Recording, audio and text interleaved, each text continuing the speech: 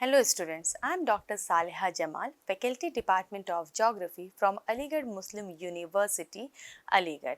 So today we are here with the course Climate Change Vulnerability and Adaptation. And today's topic of discussion is carbon cycle. We know the carbon cycle made the life possible on this earth, and carbon is one of the fourth abundant element in this universe.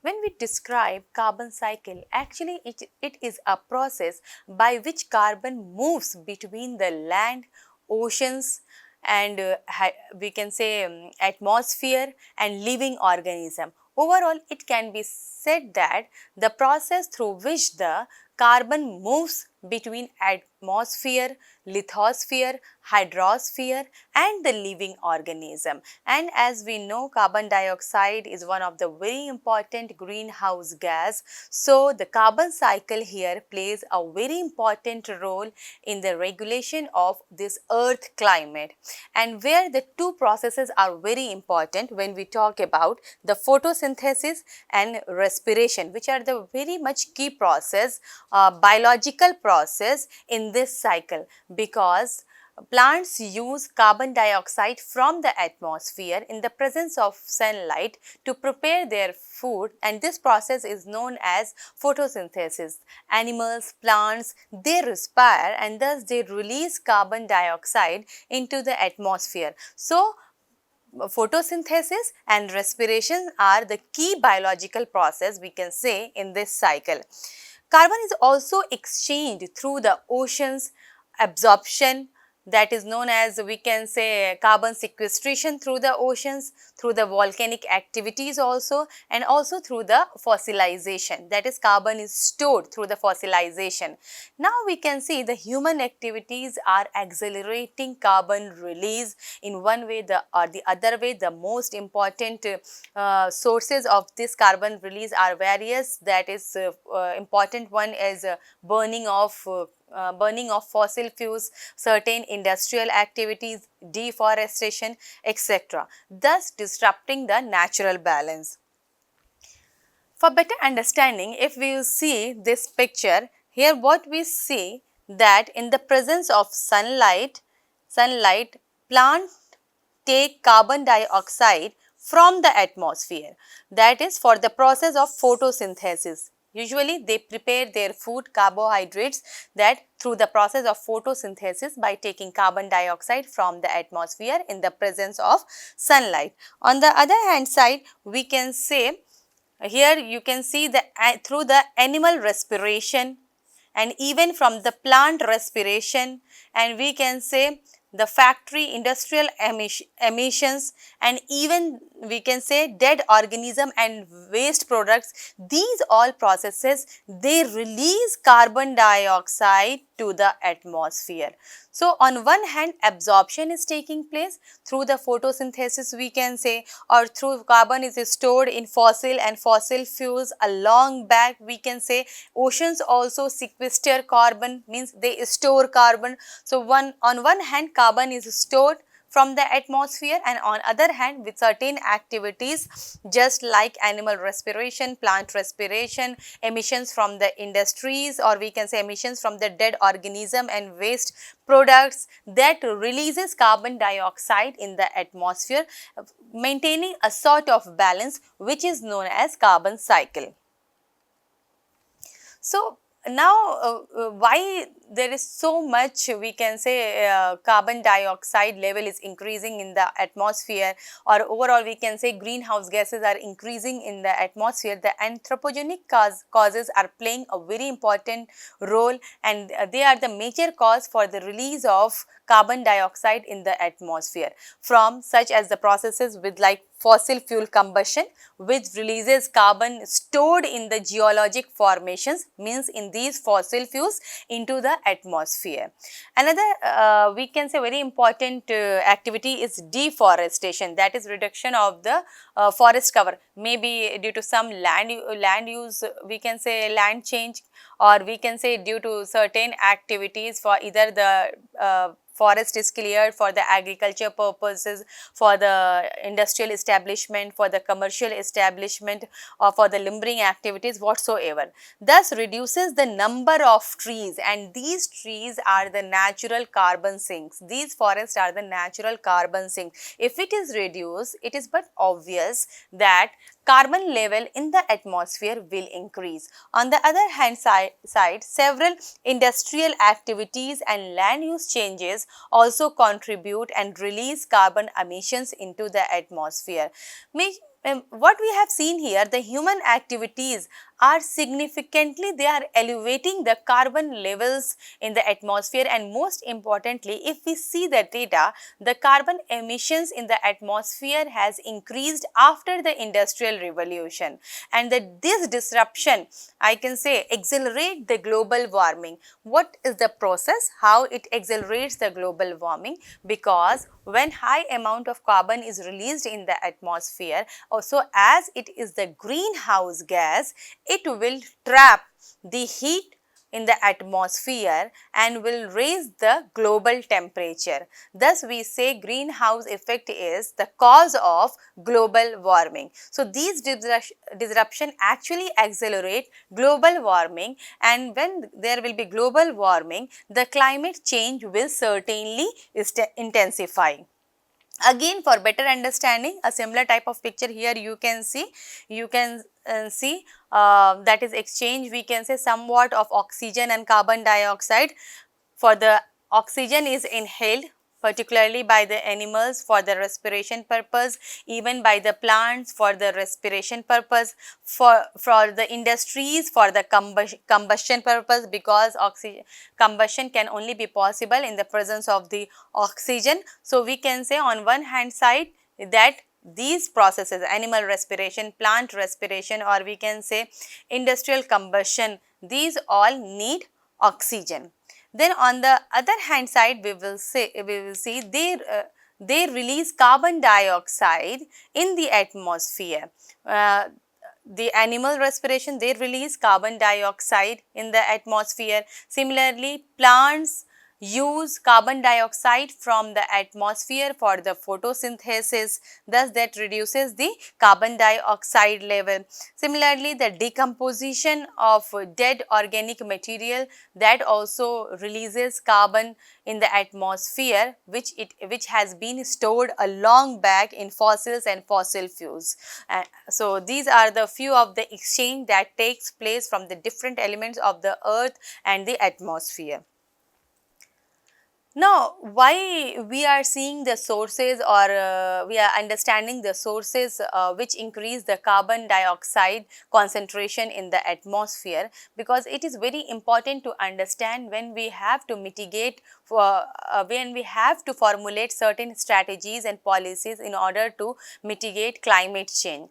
So, most important source which releases carbon dioxide in the atmosphere is the fossil fuels, that include coal, oil, natural gas, and these are the major source which releases carbon dioxide in the atmosphere through the combustion process, and these carbon in these fuels are stored million years ago in the process of fossilization.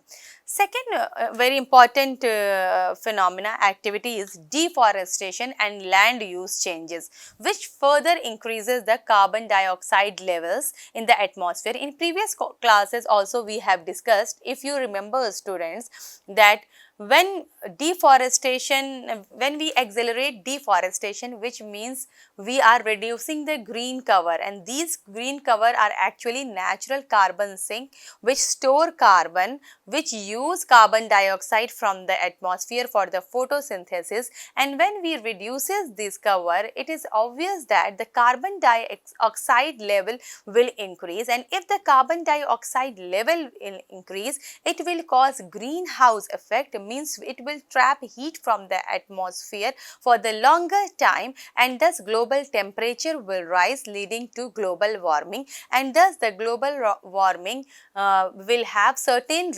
repercussions in terms of certain climatic and weather events, climate shocks, etc.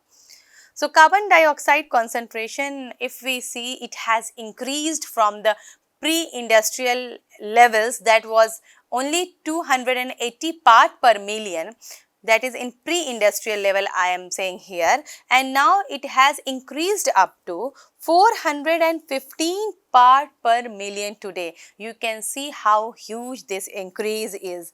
This increase is enhancing the greenhouse effect, trapping more heat from the Earth's atmosphere, leading to the global warming. Now, few of the processes how carbon is stored from the atmosphere. It may be through the ocean absorption, ocean sequestration, but now acidification of ocean is taking place. That too is somewhat that is disrupting the marine ecosystem. If we see, almost oceans are responsible to absorb 30% of the anthropogenic carbon dioxide. It is a huge amount. Itself only the oceans, they are able to absorb 30% of the carbon dioxide from the anthropogenic emissions, I can say, which will help to regulate the Earth's climate. This increased carbon dioxide in the oceans, that forms actually the carbonic acid. Not only this, due to the global warming, the temperature of the oceans are rising on one hand, and on the other hand increase in the carbon dioxide level in the oceans is increasing the carbonic acid, means the pH level is reduced, thus causing the acidification of the ocean. Ocean acidification threatens the marine ecosystem, particularly the coral reefs and the shelf forming organisms, which we will discuss later on in this lecture. And it also reduces the ocean buffering capacity, that carbon dioxide levels continue to rise because of this ocean acidification, leading to greater acidification. Marine biodiversity is at risk due to the acidification, which alters the food chains and the habitats. You can see here ocean acidification. Actually what happens, different sources which releases carbon dioxide in the atmosphere, just like the power plants and all, which release carbon dioxide, and certainly it ends up into the oceans, especially from the industrial plants. This carbon dioxide, either from the different sources or from the atmosphere, combines with the seawater to form carbonic acid. Means first the carbon dioxide combines with the oceans to form carbonic acid. This carbonic acid, in this process, in the formation of carbonic acid, carbonate is consumed. You can see here in the second point, in the formation of carbonic acid, carbonate is consumed, which is a building block for the corals or other shell forming organisms. This decreases the amount of carbonate available in the ocean.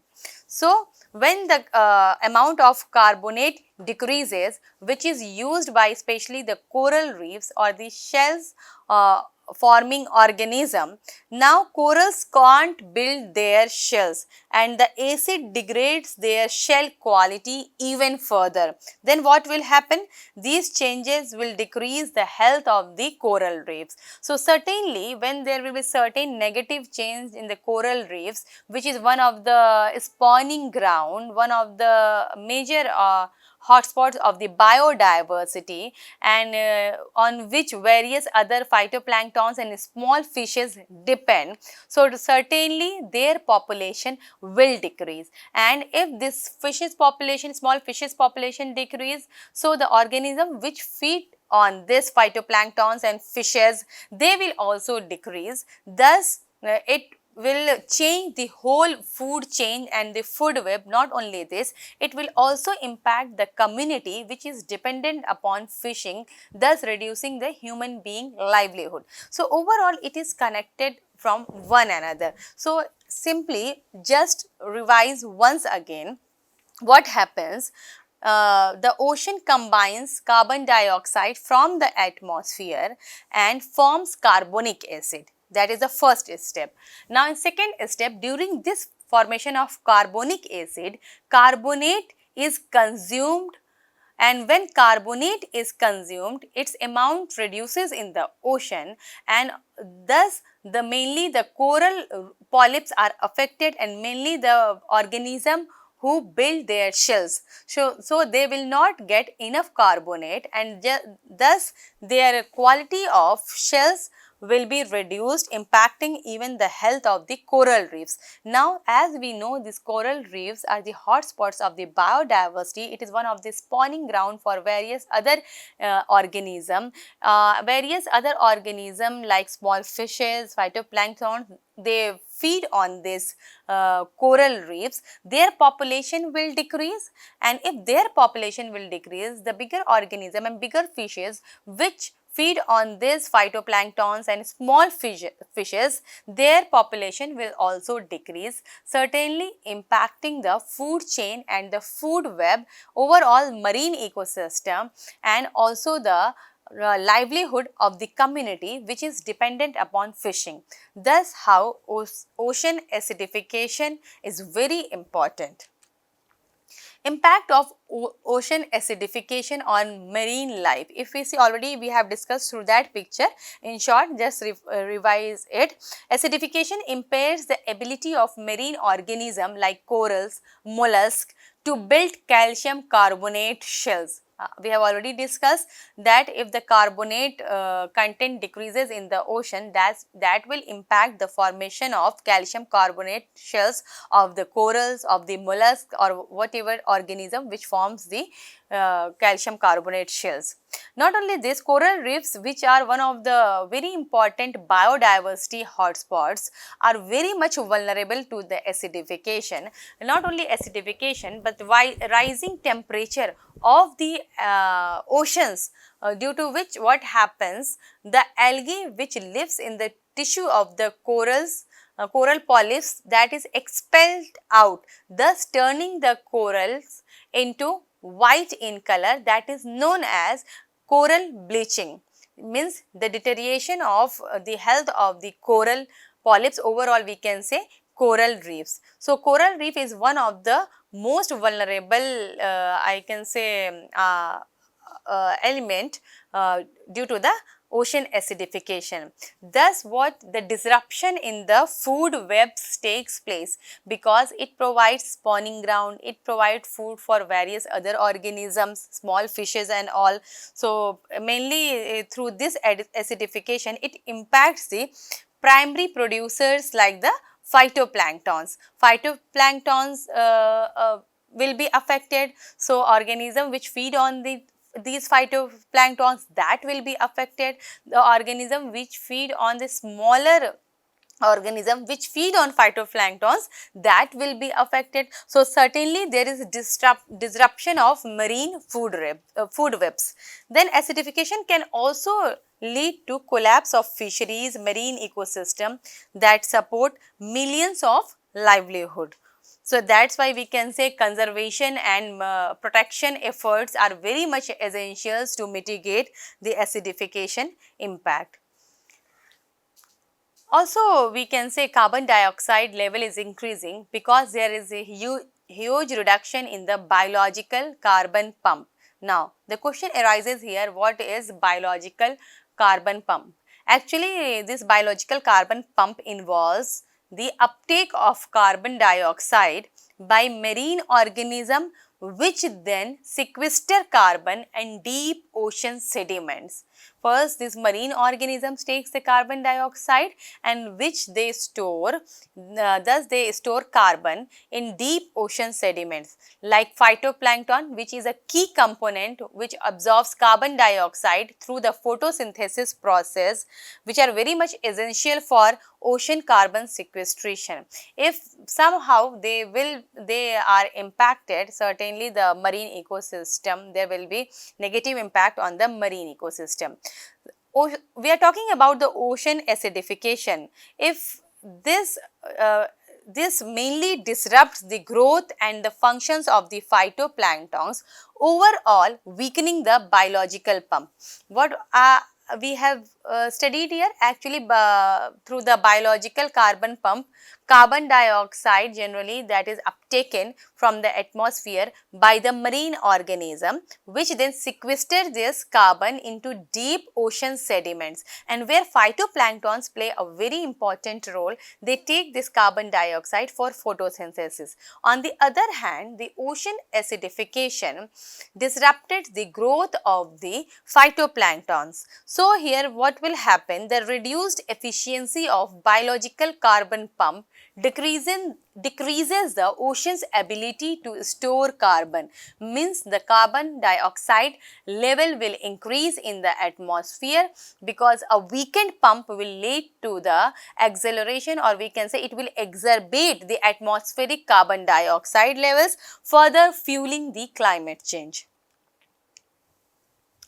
Now, what the role actually, the altered role of photosynthesis we can see, and what the role the plant growth plays. On one hand, we have seen that carbon dioxide is utilized in the process of photosynthesis. It means if there is higher level of photosynthesis, then we can say it will enhance if there is higher level of carbon dioxide in the atmosphere, it will enhance photosynthesis, and enhanced photosynthesis will lead to enhanced plant growth, although it depends upon other factors also, just like we can say water availability, nutrients, temperature, etc. This enhanced photosynthesis is known as carbon dioxide fertilization, and this carbon dioxide fertilization increases the plant growth, but it also depends upon certain other factors which I mentioned here. What type of water availability is present in a particular region, nutrients present, what is the temperature, that will also control photosynthesis. Climate change can shift even the capacity to sequester carbon. Overall shift in the vegetation pattern also takes place due to the climate change. Certain ecosystems are more vulnerable to this climate change, like if we talk about the tundra, because of global warming, actually the Arctic and subarctic ice are melting, and even the wetlands also, they are also very much vulnerable to the climate change. So these type of ecosystem like tundra and wetlands may lose productivity as the temperature rises. Another important role which is played by the soil for sequestering carbon, because we have studied how the ocean sequester carbon, now how the soil sequester carbon. Soil is also one of the major carbon sink which store organic matter that contains carbon. So just like the ocean, soil also play a very important role in carbon sequestration. If we see what is the impact of warmer temperatures, or even we can say global rise in temperature, it will accelerate soil respiration, means warmer temperature will lead to accelerated soil respiration, releasing stored carbon as carbon dioxide in the atmosphere. Respiration process releases carbon dioxide in the atmosphere, whether we are talking about respiration of the animals or even the respiration, soil respiration, etc. On the other hand side, if we see thawing of permafrost due to rise in temperature mainly in the Arctic and subarctic region, that also releases large amount of previously trapped carbon. So again the carbon is released from the thawing of the permafrost, and various other land use changes like deforestation, or we can say agricultural expansion, further deplete soil carbon reserves, means storage is depleted. That's why we are saying here that soil also play very important role in carbon sequestration. It is also one of the major carbon sink, and due to the rise in temperature to the global warming, through the climate change, what will happen? That will accelerate soil respiration, thus releasing stored carbon dioxide in the atmosphere. Even the thawing of the permafrost from the Arctic or sub-Arctic region, that also will release a large amount of previously trapped carbon in the atmosphere. Not only this, even land use changes, we can say deforestation activities, or we can say agricultural expansion. These activities also deplete soil carbon reserves, and this type of sequestration that gets disrupted. So, improving land management practices that can enhance carbon sequestration, helping to mitigate the climate. Now, permafrost thawing and methane release, because I have told here that during the thawing of the permafrost, the carbon stored that is being released in the atmosphere, which has been stored a long back, not only carbon dioxide but methane, which is also a potent greenhouse gas, that is also released in the atmosphere. And if you remember, students, in the previous classes we have studied that methane has much higher potential for the global warming, which intensifies the climatic effect. It has more potential for raising the temperature, for rising the temperature, that is for the global warming. So, methane is generally produced by the microbial decomposition in the absence of oxygen, which is known as in anaerobic condition, oxygen free condition. So, thus methane is released in the atmosphere, and this release of carbon dioxide from the permafrost actually create feedback loop. Feedback loop is what? Carbon dioxide is released in the atmosphere, that will certainly raise the global temperature, and thus global warming is seen, and more through the global warming, more thawing of permafrost will take place, and again more carbon dioxide will be released in oxygen. This is what known as feedback loop. So, preventing further permafrost thaw is a very important step to limit the global temperature rise. You can see here thawing of permafrost ice sheets are taking place. Now, overall carbon sequestration, what is, because we have talked a lot about acidification, carbon sequestration through the oceans, carbon sequestration through the soil. So, actually what it is a long term storage in plants, soil, geologic formation and ocean. So, anybody if asked what is carbon sequestration, it is very easy to answer. Simply, it is a long time storage, and where it is stored? It is stored in long term storage of carbon, and where it is stored? It is stored in plants, soils, oceans, geologic formations. Geologic formations means we are talking here about the fossil fuels. So, natural processes just like the plant growth, soil formation, these are very important for the carbon sequestration.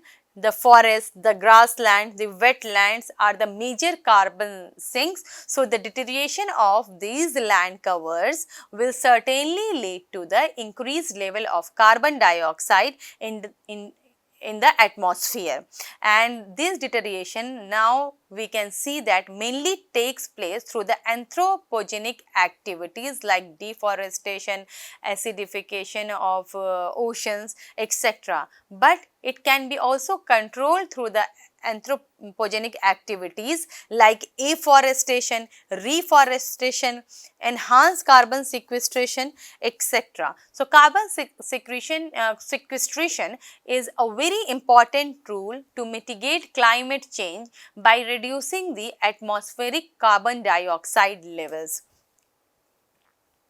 You can see here sinks and sources of carbon cycle. On one hand, carbon dioxide is released from the industries and all. Even the agricultural practices also releases carbon to the atmosphere. Now rivers, these transport carbon to the ocean, and plants and soils, what we have seen, plants, soils, grasslands, forests, they absorb and release oxygen into the atmosphere. Means they absorb, sequester carbon during the respiration and different processes, decomposition, they release also carbon in the atmosphere. But overall, they take carbon out of the atmosphere. They form the natural carbon sink. So the oceans and the atmosphere exchange gases at the surface, leading to the net absorption. So this picture shows that some of the activities where carbon is stored, and in some of the activities where carbon is released. And if we talk about the plants, soils, oceans, what they do, they take also carbon dioxide through some activities, and even they release carbon dioxide through some processes. But overall, if we measure, they take carbon out of the atmosphere, and that's why they are known as natural carbon sinks. Thus it becomes very important in order to save these type of land cover to reduce the carbon dioxide levels in the atmosphere. So there is a artificial carbon sequestration technique nowadays becoming more important in order to reduce the carbon dioxide levels in the atmosphere. So here what we see, the large scale deployment of these technologies can reduce the carbon emissions from the atmosphere. The technologies such as artificial trees, direct air capture aim to remove the carbon dioxide. Direct air capture means from many of the industries what they are doing through these technologies, that is carbon capture and storage technology, that is known as CCS, carbon capture storage technology. They direct capture carbon dioxide and store underground, thus they stop the release of the emission of this carbon dioxide to the atmosphere. So actually carbon capture storage can involve even also ocean storage. Through this raises the concern about the acidification and ecosystem. Means on one hand we are saying carbon capture storage also involves the ocean storage, but if it exceeds the threshold limit, there is a concern for the acidification of the ocean. But the carbon capture storage can be done underground also, thus we can stop the direct emissions in the atmosphere, thus increasing the levels.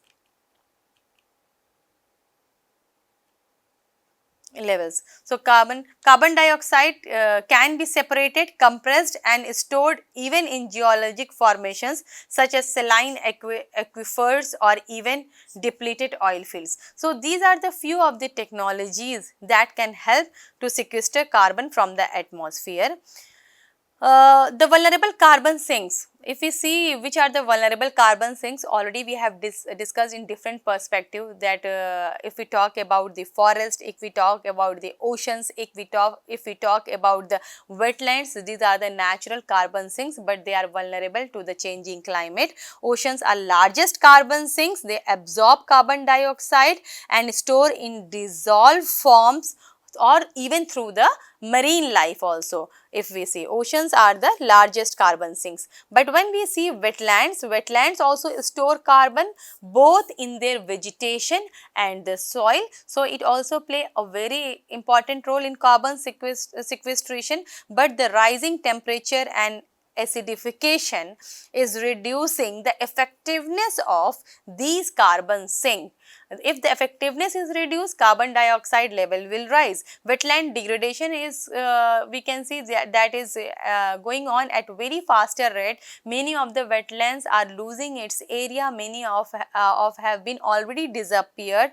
Thus through the land use changes, even they are releasing the stored carbon into the atmosphere. So they are more vulnerable to the climatic changes. So what we can do here, conservation of wetlands and coastal ecosystem is very much important for the carbon sequestration. Now, another important area which can sequester carbon is the forest and land use management. If we know already the role of the forest, they are the natural carbon sink. They store large amount of carbon. So, sustainable practices like agroforestry, reforestry, afforestation that can enhance carbon storage. Agroforestry, afforestation that can enhance carbon storage. Reforestation and afforestation efforts uh, restore degraded lands and can even improve the carbon sequestration. So, we should prevent deforestation, and especially mainly the rainforested areas, that is evergreen forest of the equatorial land. These are the major carbon sink. So, effective forest management can balance long term carbon storage with sustainable land use. So, this is very important. Similarly, if we talk about agriculture and wetlands as carbon sequestration, agriculture offers a potential for the carbon sequestration through conservation, tillage and agroecological practices. We have also seen soil is also one of the major carbon sink, and even we say wetlands. If we talk about the wetlands, wetlands are the blue carbon ecosystems, and they also store large amount of carbon in the not only in water but in their soil, in vegetation, etc. So, this is also one of the very important where the carbon can sequester. So, draining the wetlands or poor agricultural practices, this will release significant carbon dioxide in the atmosphere. Thus, both agriculture and wetland conservation can become a very important, can play a very important role in carbon sequestration strategies. So, various innovations, technological innovations are there for carbon reduction. If we talk about, that is, we have already discussed about carbon capture storage, or even the carbon capture utilization storage that can work in a very good manner, where we directly capture the carbon dioxide from the sources and capture it underground, so that emission is stopped. So, direct emission cannot be released in the atmosphere. Several other innovations like energy storage, such as next generation batteries, that can also help a lot. Smart grid and energy efficient technologies can optimize energy, and not nowadays we know this is the era of AI and machine learning. So, AI and machine learning are being used to optimize carbon management. So, not only this, most important is the development of green hydrogen. Nowadays, that is very much in trend. We are talking about the development of green hydrogen offers zero carbon fuel, that is alternative for industries like steel and transportation, that will help in carbon reduction. So, it can be said that overall we can conclude here. Now, there should be a call to action. Once we understand how this carbon cycle is disrupted by the human beings, what are the sources where the carbon can be reduced, which are the sequestration areas that is to be managed, then it becomes very important call for the action. The carbon cycle, now we have understood, is a very important component of earth climate system, and its disruption is posing serious threat to the ecosystem, and mainly the responsible source is the human activities, the anthropogenic activities, who is altering this carbon cycle, leading to the climate change, fueling this climate change, I can say here. So, effective management of carbon emissions through the sequestration technologies we have talked about, through AI, machine learning or carbon capture storage system, or through maintaining the management, through managing and maintaining the carbon sink. Certain innovations for these policies are very much essential for effective management, and individual actions like reducing energy consumption and supporting sustainable practices can also contribute to the global efforts. Overall, we can say a collective commitment is needed. Collective commitment means that is from the government, from the industries and from the individuals, the citizens, that required to mitigate climate change and restore balance to the carbon cycle. That is very important. So, that is all for today's class, student. Thank you. Have a nice day.